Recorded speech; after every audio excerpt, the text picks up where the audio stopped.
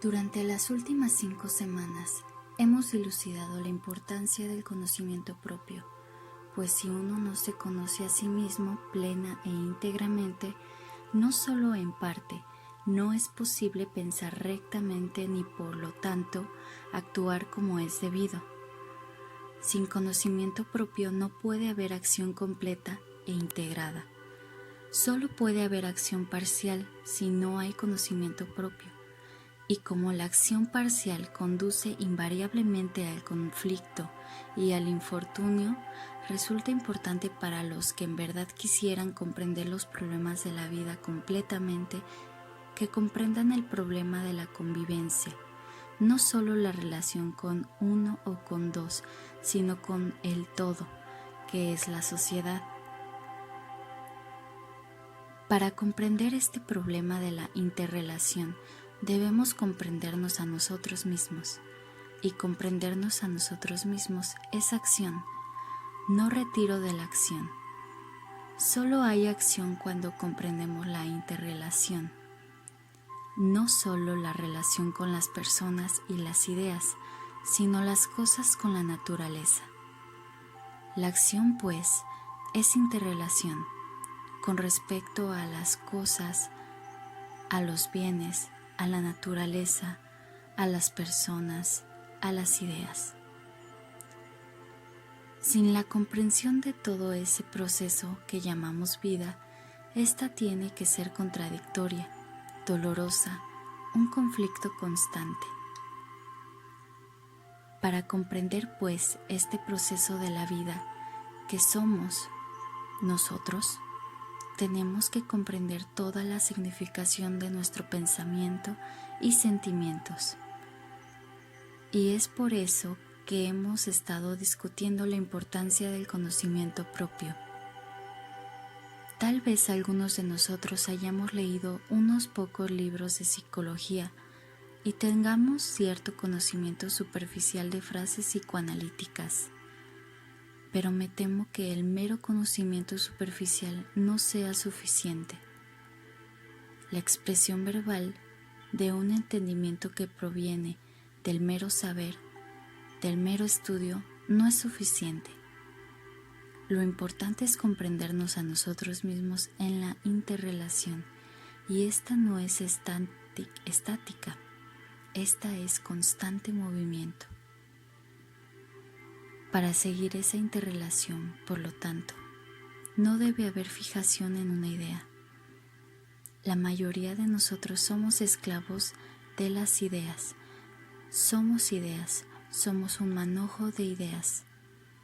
Las ideas informan nuestros actos y condicionan toda nuestra perspectiva, de modo que las ideas informan nuestras relaciones. Esa regulación de la convivencia por una idea impide que se comprenda la interrelación. Para nosotros, la idea es muy importante, extraordinariamente significativa. Vosotros tenéis vuestras ideas y yo tengo las mías, y estamos en conflicto constante sobre ideas, ya sean políticas, religiosas o de otra índole, cada una en oposición a las demás. Las ideas invariablemente crean oposición porque son el resultado de las sensaciones, y mientras nuestra interrelación esté condicionada por las sensaciones, por la idea, no se comprenderá esa interrelación. En consecuencia, las ideas impiden la acción. Las ideas no promueven la acción, la limitan, cosa que vemos en la vida diaria. Así pues, ¿es posible que haya acción sin idea? ¿Podemos actuar sin ideación previa? Sabemos, en efecto, cómo las ideas separan a las personas, ideas que son creencias, prejuicios, sensaciones, opiniones políticas o religiosas. Ellas dividen a los hombres y despedazan al mundo en la actualidad. El cultivo del intelecto se ha convertido en el factor predominante y nuestro intelecto guía en forma nuestra acción. ¿Es posible, pues, actuar sin ideas? Si actuamos sin ideas cuando el problema es realmente intenso, profundo, cuando exige toda nuestra atención,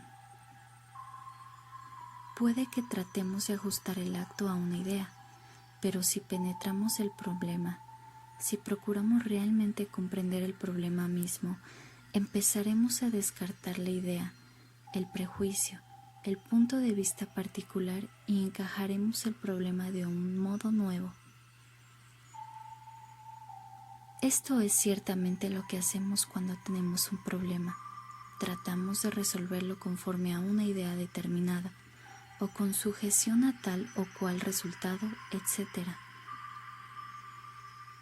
Cuando el problema no puede resolverse de ese modo, entonces echamos a un lado todas las ideas, abandonamos nuestras ideas y, por lo tanto, abandonamos el problema de un modo nuevo, con una mente serena. Esto lo hacemos inconscientemente. Sin duda, es eso lo que ocurre, ¿verdad? Cuando tenéis un problema, os preocupáis por él. Creéis que de ese problema resulte algo en particular o interpretáis el problema de acuerdo a determinadas ideas. Pasáis por todo ese proceso y sin embargo el problema no se resuelve. De ahí que la mente, al fatigarse, deje de pensar acerca del problema. Entonces está quieta, aliviada. El problema no le preocupa. Y de pronto, como sucede a menudo, la solución del problema se percibe inmediatamente. Surge una insinuación con respecto a dicho problema. No hay duda, pues, de que la acción no estriba en ajustarse a una idea determinada. En ese caso es solo una continuación del pensamiento, no es acción. ¿Y acaso no podemos vivir sin ajustar la acción a una idea? Porque las ideas continúan, y si ajustamos la acción a una idea, damos continuidad a la acción, y por lo tanto hay identificación del yo con la acción, y yo y mi acción. De ahí que la ideación fortalezca el yo, origen de todo conflicto y miseria. La inmortalidad no es, por cierto, una idea. Es algo que está más allá de la ideación, del pensamiento, más allá de ese haz de recuerdos que constituye el yo. Y solo hay vivencia de ese estado cuando cesa la ideación, cuando el proceso del pensamiento se detiene. La vivencia de aquello que llamamos lo inmortal, del estado atemporal, no es producto del pensamiento, porque el pensamiento es simple continuación de la memoria, la respuesta de la memoria, y la vivencia de ese estado extraordinario solo puede surgir con la comprensión del yo, no tratando de alcanzar dicho estado, porque eso sería un simple intento de experimentar algo que uno proyecta y que, por lo tanto, es irreal. Por esta razón es importante comprender el proceso íntegro total de nuestra conciencia que llamamos el yo y lo mío, que solo puede ser comprendido de la convivencia, no en el aislamiento. Por eso es imperativo que aquellos que realmente desean comprender la verdad o la realidad o Dios o lo que sea, capten plenamente el significado de la interrelación, porque esa es la única acción. Si la interrelación se basa en una idea, entonces no es acción. Si yo trato de circunscribir mi vida de la relación, ajustarla o limitarla a una idea, cosa que casi todos hacemos, entonces eso no es acción, no hay comprensión en la convivencia. Pero si vemos que ese es un proceso falso que conduce a la ilusión, a la limitación, al conflicto, a la separación. Las ideas siempre separan. Entonces empezaremos a comprender directamente la interrelación y no le impondremos un prejuicio, una condición. Entonces veremos que el amor no es un proceso de pensamiento. No podéis pensar acerca del amor, pero la mayoría de nosotros lo hacemos y por eso resulta mera sensación. Y si limitamos la interrelación a una idea basada en la sensación, entonces descartamos el amor. Entonces llenamos nuestro corazón con las cosas de la mente. Aunque podamos sentir la sensación y llamarla amor, no es amor.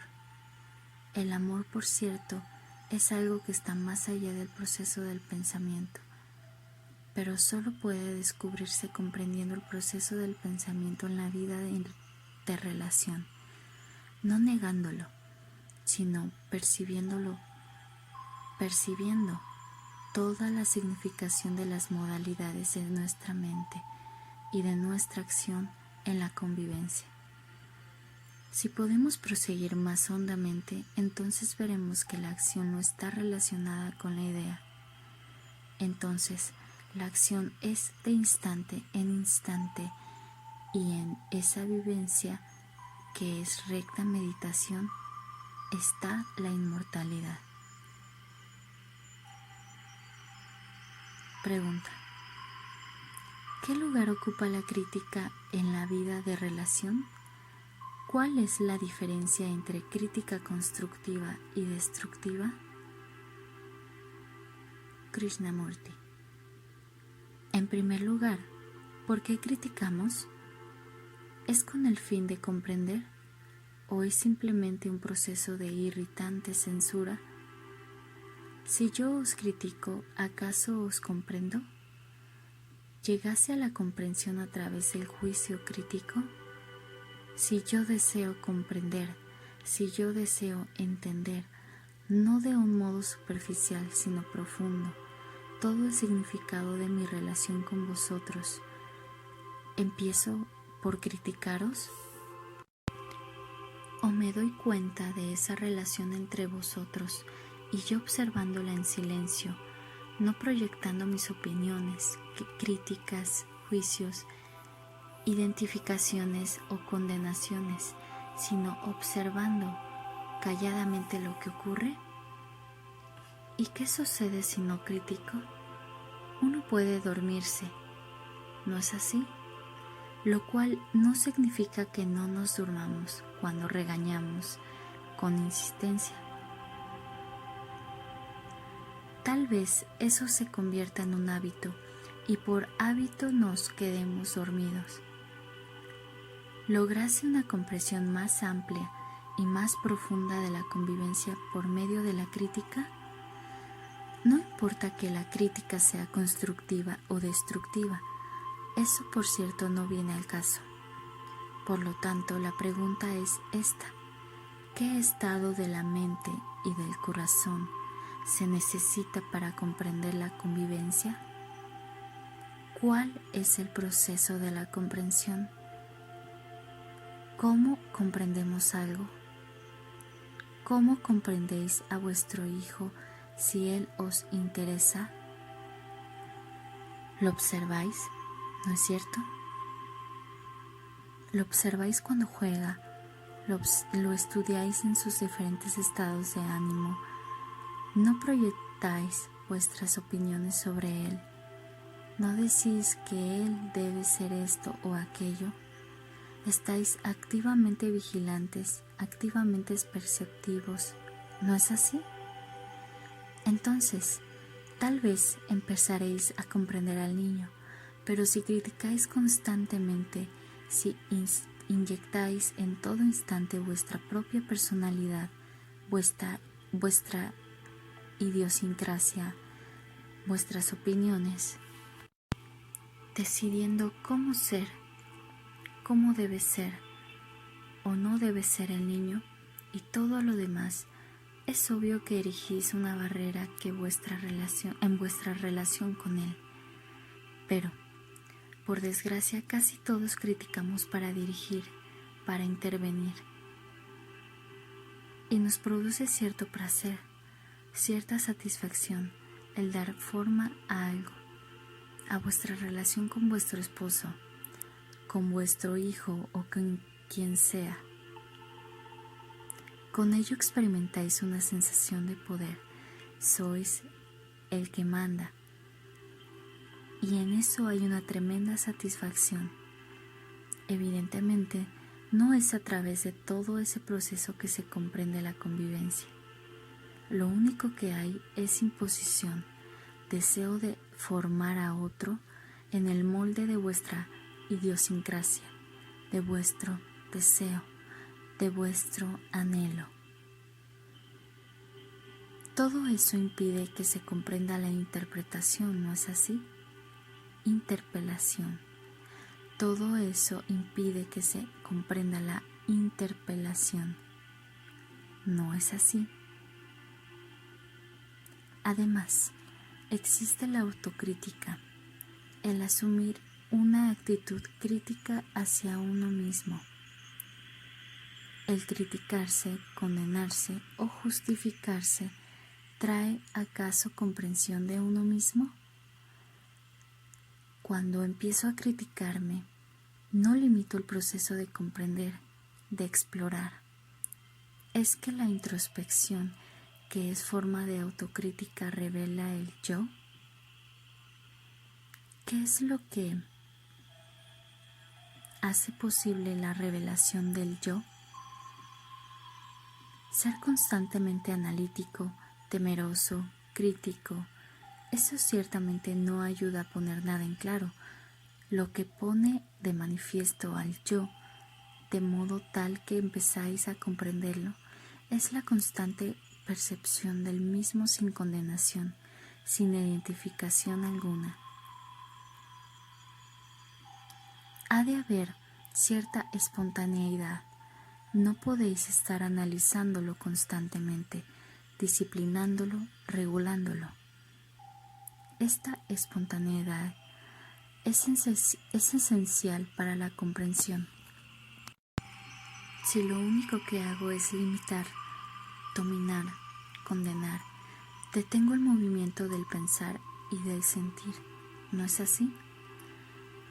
Es en el movimiento del pensar y del sentir que descubro, no en el simple control. Y cuando uno descubre, resulta importante saber cómo hemos de actuar al respecto. Ahora bien, si yo actúo de acuerdo con una idea, con una norma, con una idea, con un ideal, encajo al yo en un molde determinado. En eso no hay comprensión, no hay superación. Pero si puedo observar el yo sin condenación alguna, sin ninguna identificación, entonces es posible ir más allá. Por eso es que todo este proceso de aproximarse a un ideal es tan enteramente erróneo. Los ideales son dioses de fabricación casera y ajustarse a una imagen proyectada por uno mismo, no es, por cierto, una liberación. De modo que solo puede haber comprensión cuando la mente percibe en silencio, cuando observa. Y ello es arduo, porque nos complace el estar activos, inquietos, el criticar, condenar, justificar. Esa es toda la estructura de nuestro ser, y a través del tamiz de las ideas, prejuicios, puntos de vista, experiencias, recuerdos, tratamos de comprender. ¿Será posible liberarnos de todos esos tamices y comprender directamente? Hacemos eso, sin duda, cuando el problema es muy intenso. No pasamos por todos esos métodos, encaramos el problema directamente. Así pues, La comprensión de la convivencia se logra tan solo cuando ese proceso de autocrítica se comprende y la mente está serena. Si me escucháis y si tratáis de seguir sin gran esfuerzo lo que deseo transmitir, existe una posibilidad de que nos entendamos. Pero si no hacéis más que criticar, si exponéis en énfasis vuestras opiniones, lo que habéis aprendido en los libros, lo que alguien os ha dicho, etc., entonces vosotros y yo no convivimos porque entre nosotros se alza esa mampara.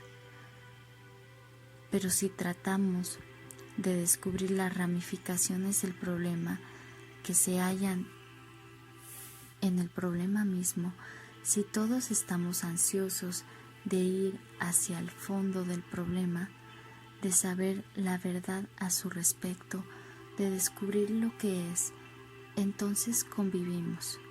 Entonces vuestra mente está a la vez alerta y pasiva, observando para ver lo que hay de verdadero en esto.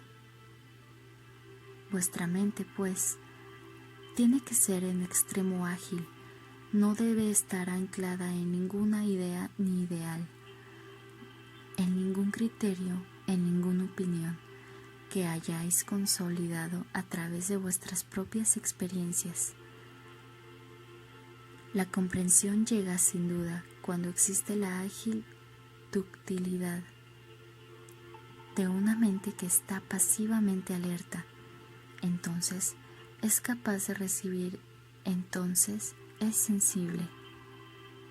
Una mente no es sensible cuando está atestada de ideas, prejuicios, opiniones a favor o en contra de algo. De suerte que para comprender la interrelación debe haber percepción alerta y pasiva, la cual nos destruye la convivencia, la cual no destruye la convivencia. Por el contrario, ella hace que la interrelación sea mucho más vital, mucho más significativa. Entonces, en esa relación existe una posibilidad de verdadero afecto. No hay una cordialidad, una impresión de proximidad que no es mero sentimiento o sensación. Y si podemos abordarlo todo de este modo, estar en esa clase de relación con todo, nuestros problemas serán fácilmente resueltos, los problemas de la propiedad, de la posesión. Porque nosotros somos aquello que poseemos. El hombre que posee dinero es dinero. El hombre que se identifica con la propiedad es la propiedad o la casa o los muebles. De igual modo, con las ideas o con las personas y cuando hay espíritu posesivo no hay convivencia. Pero la mayoría de nosotros poseemos porque de otro modo nada tenemos. Somos cascarones vacíos, sin nada poseemos. Si no llenamos nuestra vida con muebles, con música, con conocimientos, con esto o con aquello.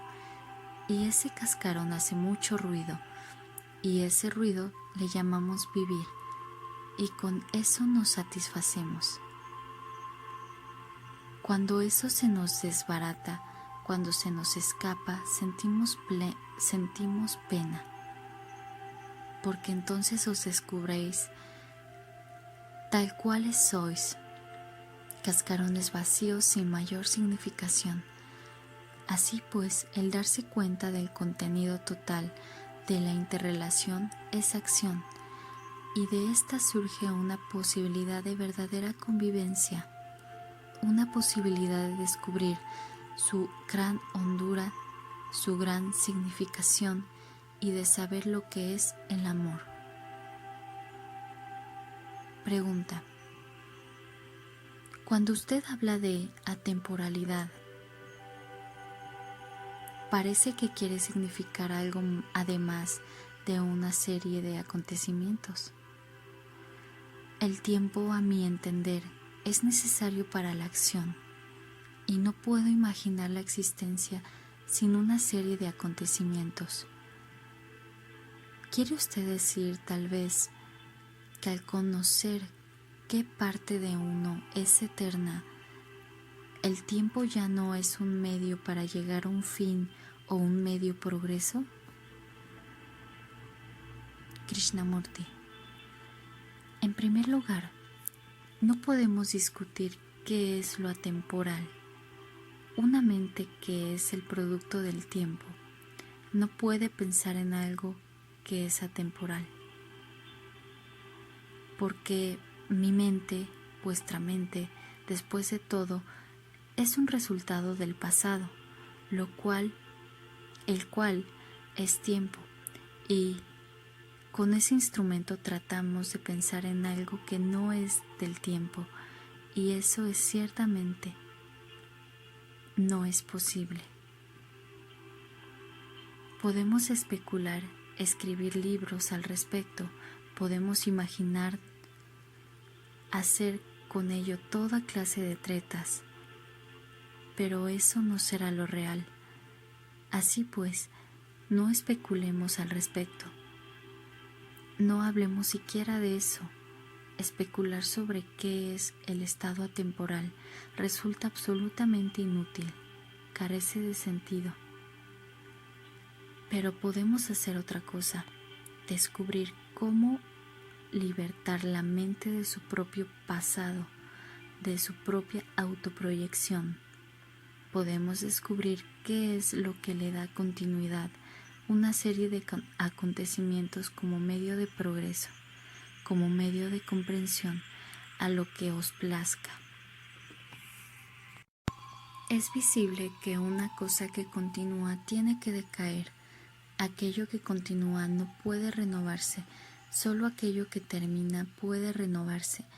Para una mente limitada por un hábito o una opinión particular, o atrapada en la red de los ideales, de las creencias, de los dogmas, para esa mente no puede, por cierto, haber renovación. Ella no puede mirar la vida de un modo nuevo. Solamente cuando esas cosas han sido descartadas y la mente está libre, puede ella mirar la vida de un modo nuevo. Hay renovación, impulso creador, tan solo cuando el pasado ha terminado, es decir, cuando ya no hay identificación de continuidad al yo y a lo mío.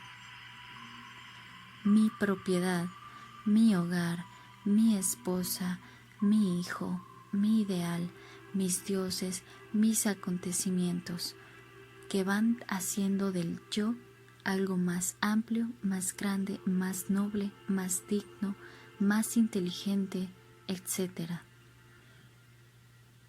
La vida, la existencia, ¿es cuestión de acontecimientos sucesivos? ¿Qué entendemos por serie de acontecimientos? Sé que estoy vivo porque recuerdo el día de ayer. Sé que estoy vivo porque conozco el camino de mi casa, o sé que estoy vivo porque voy a ser alguien. ¿Cómo sé que estoy vivo? Solo en el presente, sin duda, sé que soy consciente. ¿Es la conciencia el mero resultado de la serie de acontecimientos? Para la mayoría de nosotros lo es. Sé que estoy vivo, que soy consciente a causa de mi pasado, de mi identificación con algo. ¿Es posible sin ese proceso de identificación saber que uno es consciente? ¿Y por qué es uno? ¿Y por qué es que uno se identifica? ¿Por qué me identifico a mí mismo con mi propiedad, mi nombre, mi ambición, mi progreso? ¿Por qué? ¿Y por qué ocurriría si no nos ¿Y qué ocurriría si no nos identificáramos? ¿Negaría eso toda existencia? Tal vez, si no nos identificáramos, habría un campo de acción más vasto, mayor hondura de sentimiento y pensamiento. Nos identificamos porque eso nos da una sensación de estar vivos, como entidades, como entes separados. Así pues, la sensación de que uno está separado ha cobrado importancia porque mediante el estado de separación disfrutamos más, y si negamos ese estado, tememos no ser capaces de gozar, de tener placeres. Esa sin duda es la base de deseo de continuidad, ¿no es así? Pero también opera un proceso colectivo. Dado el estado separativo implica mucha destrucción y otras cosas. En oposición a eso está el colectivismo, de descartar la separación individual, pero el individuo se convierte en lo colectivo mediante otra forma de identificación, reteniendo su estado separativo como podemos observarlo. Mientras haya continuidad por medio de la identificación, no puede haber renovación. Solo cuando cesa la identificación hay posibilidad de renovarse. A la mayoría de nosotros nos asusta llegar al final. A casi todos la muerte nos causa pavor. Se ha escrito innumerables libros acerca de lo que hay después de la muerte. Estamos más interesados en la muerte que en el vivir, porque parece que con la muerte hay un fin, el fin de la identificación. Para aquello que continúa, no hay ciertamente renacimiento, renovación. Solo en morir está la renovación, y por lo tanto es importante morir cada minuto, no esperar morir de vejez y enfermedad. Eso significa morir para todas nuestras acumulaciones e identificaciones, para nuestras experiencias acumuladas, y eso es la verdadera sencillez, no la acumulada continuidad de la identificación. Así pues, cuando cesa este proceso de identificación que hace revivir la memoria y le da continuidad en el presente, entonces hay posibilidad de renacimiento, de renovación, de creatividad. Y en esa renovación no hay continuidad. Aquello que se renueva no puede continuar. Es instante en instante. El interlocutor pregunta también: ¿quiere usted decir tal vez que al conocer qué parte de uno es eterna, el tiempo ya no es un medio para llegar a un fin? ¿Hay alguna parte de vosotros que sea eterna? Aquello en lo cual podéis pensar sigue siendo producto del pensamiento y por lo tanto no es eterno, porque el pensamiento es el resultado del pasado, del tiempo. Y si postuláis algo eterno en vosotros, ya habéis pensado en ello. No estoy argumentando con astucia sobre esta cuestión. Muy bien podéis ver que lo eterno no es cosa acerca de la cual podáis pensar. No podéis progresar, no podéis evolucionar hacia lo eterno. Si lo hacéis, ello es simplemente una proyección del pensamiento y por lo tanto sigue estando dentro de la red del tiempo. Ese camino conduce a la ilusión, a la miseria, a toda la fealdad del engaño, lo cual nos agrada, porque la mente solo puede funcionar dentro de lo conocido, de la seguridad en seguridad, de salvaguardia en salvaguardia.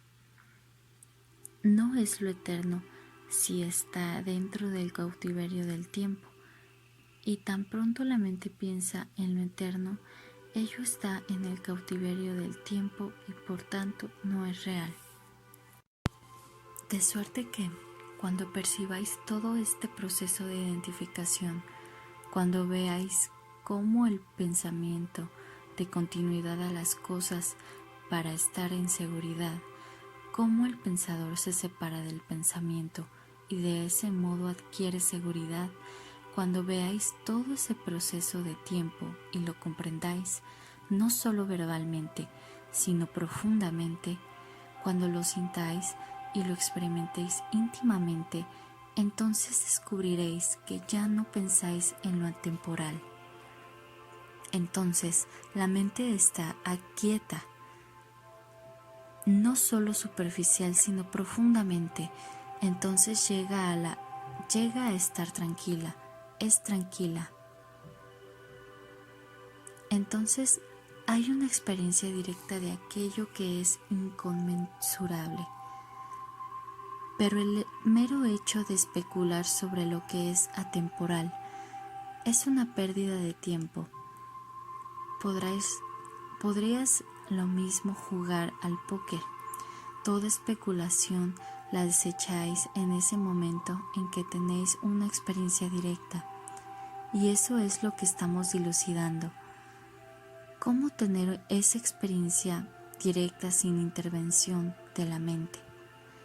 Pero tan pronto existe esa vivencia directa, la mente se apega a las sensaciones de la misma y entonces desea una repetición de esa experiencia, lo que en realidad significa que la mente está interesada en la sensación, no en la vivencia. Es por eso que la mente jamás puede experimentar, solo puede conocer sensaciones. La vivencia solo ocurre cuando la mente no es el experimentador. Por tanto, lo eterno no puede ser conocido, ni imaginado, ni experimentado a través de la mente.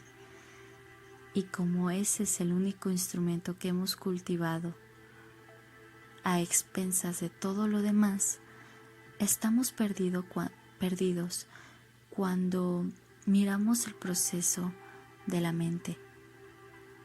Tenemos que estar perdidos, tenemos que morir para ese proceso, lo cual no es desesperación ni temor.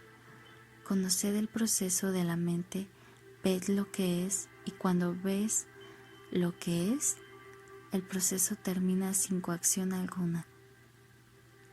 Solo entonces existe una posibilidad de esa renovación que es eterna. Pregunta: ¿existe alguna laguna, un intervalo de alguna duración entre mi percepción de algo y el que yo sea ese algo o lo realicé? ¿No significa ese intervalo un ideal en un extremo y su realización en el otro por medio de la práctica y de la técnica? ¿Es ese cómo, o sea, del método, lo que deseamos que usted nos diga? Krishnamurti: ¿existe un intervalo entre la percepción y la acción? Casi todos diríamos que sí. Decimos que hay un intervalo. Veo y después actúo.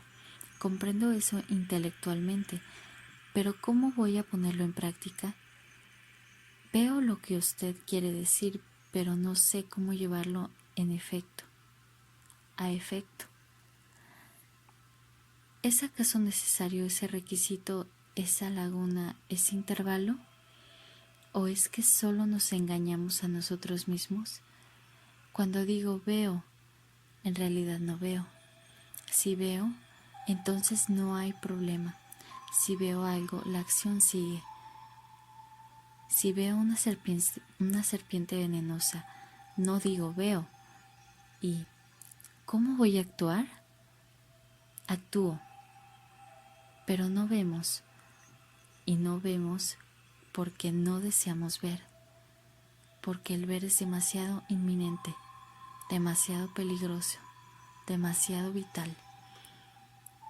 El ver trastornaría todo nuestro proceso de pensar, de vivir.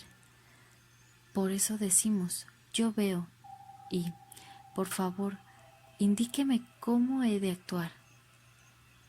Estáis por lo tanto interesados en el método, en cómo hacerlo, en la práctica. Por eso decimos, veo la idea, comprendo. Pero ¿cómo he de actuar? Entonces, tratamos de unir, de conectar la acción con la idea y nos perdemos y buscamos métodos. Consultáis a diferentes instructores, psicólogos, gurús o lo que os plazca e ingresáis a sociedades que os ayudarán a unir la acción con la idea. Este es un método muy cómodo de vivir, un escape feliz, una manera muy respetable de evitar la acción. Y en ese proceso estamos todos apresados.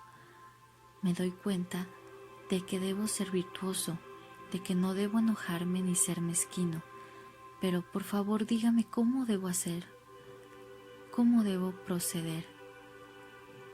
Y ese proceso de cómo hacerlo se convierte en una inversión religiosa, en una explotación, y todo lo demás y viene luego. Vastas propiedades y, como bien lo sabéis, toda una serie de combinaciones. En otras palabras, nos vemos y no vemos y no queremos ver. Pero no decimos eso honradamente. En el momento en que admitimos eso, tenemos que actuar. Entonces sabemos que nos engañamos a nosotros mismos, lo que es muy desagradable. Decimos pues, por favor, estoy aprendiendo gradualmente, todavía soy débil, no soy lo bastante fuerte. Es cuestión de progreso, de evolución, de desarrollo. Finalmente llegaré. Nunca deberíamos, pues, decir que vemos, o que percibimos, o que comprendemos, porque la mera verbalización no tiene sentido. No hay intervalo alguno entre ver y actuar. Es el momento en que veis, actuáis. Lo hacéis cuando conducís un automóvil. Si no lo hicieras, habría peligro. Pero hemos inventado muchos modos de eludir. Hemos llegado a ser lo bastante hábiles y astutos para no cambiar radicalmente. No hay, empero, intervalo entre la percepción y la acción. Cuando veis una serpiente venenosa, reaccionáis de inmediato. La acción es instantánea. Cuando hay un intervalo, ello indica pesadez de la mente, pereza, evasión, y esa evasión, esa pereza, se vuelve muy respetable, porque todos incurrimos en ella. Buscáis, pues, un método para unir la idea a la acción, y de ese modo vivís en la ilusión, y tal vez ello os agrade. Mas para un hombre que realmente percibe, no hay problema, hay acción. No percibimos a causa de nuestros innumerables prejuicios, de nuestro desafecto, de nuestra pereza, de nuestras esperanzas, de que algo lo modificará. Así pues, resulta obvio que el pensar en términos de idea y acciones separadas es prueba de ignorancia. Decir, yo seré algo, el Buda, el maestro o lo que os plazca, es evidentemente un proceso erróneo. Lo importante es comprender lo que sois ahora, y eso no puede comprenderse si aplazáis, si mantenéis un intervalo entre el ideal y vosotros. Y como casi todos vosotros os entregáis a esa forma particular de excitación, es obvio que prestaréis escasa atención a todo esto. Las ideas jamás pueden libertar la acción. Por el contrario, las ideas limitan la acción. Y solo hay acción cuando comprendo a medida que prosigo, de instante en instante, sin atarme a una u otra creencia ni a un ideal determinado que vaya a realizar. Eso es morir de instante en instante, en lo cual hay renovación. y esa renovación resolverá el siguiente problema. Esa renovación da una nueva luz, nuevo significado a todas las cosas, y solo puede haber renovación cuando uno se libra del resquicio, de la laguna, del intervalo entre la idea y la acción. Pregunta: ¿habla usted a menudo de vivir, de vivenciar, y no obstante ser como la nada? ¿Tiene esto algo que ver con la humanidad, con el estar abierto a la gracia de Dios? Krishnamurti: ser conscientemente algo es no ser libre. Si soy consciente de que no soy codicioso, de que he superado la ira, no estoy ciertamente libre de la codicia ni de la ira. La humildad es algo de lo cual no podéis ser conscientes. Cultivar la humildad es cultivar la autoexpansión en forma negativa. Es obvio, por lo tanto, que cualquier virtud deliberadamente cultivada, practicada, vivida, no es virtud. Es una forma de resistencia, una forma de autoexpansión que encierra su propio placer. Pero eso ya no es virtud. La virtud es simplemente una libertad en la que se descubre lo real. Sin virtud no puede haber libertad. La virtud no es un fin en sí misma. Ahora bien, no es posible ser como la nada, por esfuerzo deliberado y consciente, porque entonces sería otra adquisición. La inocencia no es el resultado del cultivo esmerado. Ser como la nada es esencial. Así como una copa es útil solamente cuando está vacía, solo es posible recibir la gracia de Dios o la verdad o lo que sea cuando uno es como la nada. ¿Es posible no ser nada en el sentido de llegar a ello? ¿Podéis lograrlo? Tal como habéis construido una casa o acumulado dinero, ¿podéis también conseguir esto? Sentarse a meditar acerca de la nada, desechando conscientemente todas las cosas, haciéndonos receptivos, es por cierto una forma de resistencia, ¿verdad? Esa es una acción deliberada de la voluntad, y la voluntad es deseo, y cuando deseáis no ser nada, de antemano ya sois algo. Por favor, ved la importancia de esto. Cuando deseáis cosas positivas, sabéis que ello implica lucha, dolor, y por eso lo rechazáis. Y os decís a vosotros mismos: ahora no seré nada. El deseo sigue siendo el mismo. Es el mismo proceso en otra dirección. La voluntad de no ser nada es como la voluntad de ser algo, de suerte que el problema no consiste en no ser nada o en ser algo, sino en comprender el proceso íntegro del deseo, el anhelo de ser o no ser. En ese proceso la entidad que desea es diferente del deseo. No decís: el deseo soy yo, sino yo estoy deseoso de algo. Existe por lo tanto una separación entre el experimentador, el pensador, y la experiencia, el pensamiento. No hagáis de esto, por favor, algo metafísico y difícil. Podéis mirarlo muy sencillamente en el sentido de que uno puede, con cautela, hallar el modo de penetrar en ello. Así pues, mientras exista el deseo de no ser nada, sois algo, y ese deseo de ser algo os divide en experimentador y experiencia. Y en esas condiciones no hay posibilidad de vivencia, porque en el estado de vivencia no hay experimentador ni experimentadas, no hay experimentador ni experiencia. Cuando tenéis la vivencia de algo, no pensáis que vosotros estáis experimentando.